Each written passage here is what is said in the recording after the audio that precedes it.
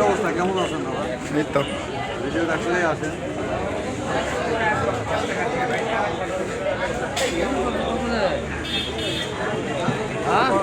আমার বড় ভাই কেমন আছে? এটা কি জিনিস?